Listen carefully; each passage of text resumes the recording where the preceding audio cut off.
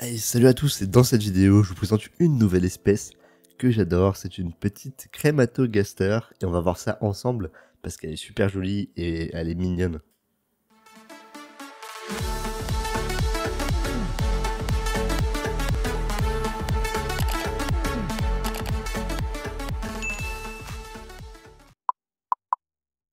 Like, partage, abonne-toi.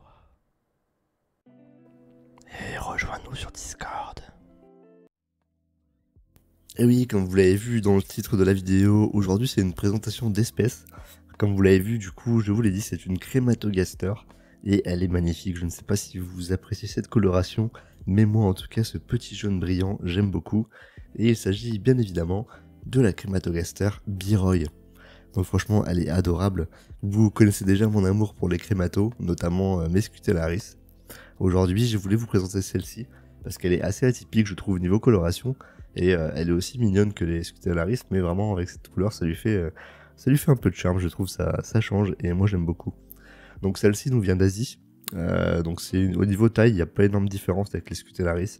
C'est à peu près la même taille, je dirais, un tout petit peu plus petite quand même. La gine fait environ 5 mm, donc c'est pas très grand. Et les ouvrières, elles, font plutôt entre 1,5 et 2,5 mm. Voilà, donc c'est pas très grand comme espèce, c'est assez petit. En revanche, c'est tellement mignon, bah voilà, que je me suis dit que j'allais essayer. Comme vous voyez, j'ai une belle fondation.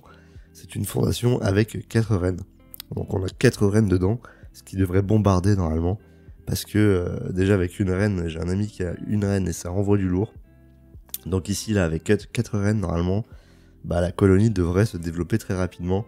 Et on peut voir qu'il y a énormément de couvains. Il y a pas mal de petites larves et d'œufs, donc ça devrait aller assez vite. Et voilà, je suis assez content de l'avoir reçu.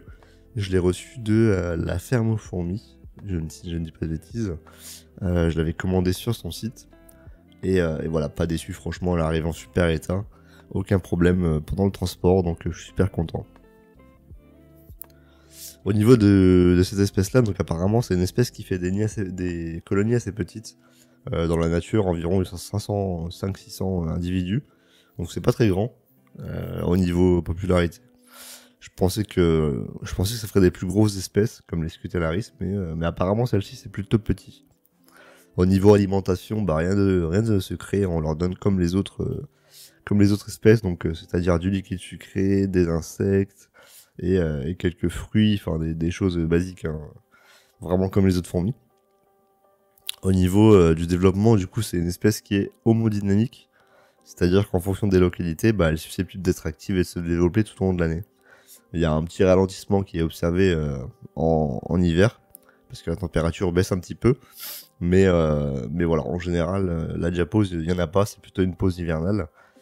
Elle est beaucoup répandue en Asie tropicale notamment, et elle peut être rencontrée également au Pakistan et jusqu'à Taïwan. Donc c'est une espèce qu'on a un peu partout, et qui est assez présente dans le milieu asiatique. Au niveau de la température de maintien, on est sur des valeurs assez classiques. Moi, chez moi, elles sont à 26 degrés.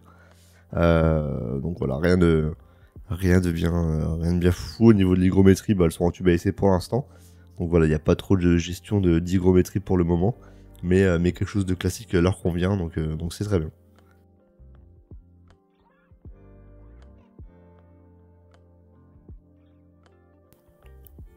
Au niveau de la fondation, franchement, c'est très facile. Il n'y a pas grand chose à faire, on va dire. Au niveau pour débuter, etc., franchement, il n'y a rien de bien compliqué à part la mettre sur un chauffage et la nourrir. Il n'y a pas grand chose à gérer. Un tube à essai fait largement l'affaire pour elle, donc au niveau difficulté d'élevage, je dirais plutôt assez facile.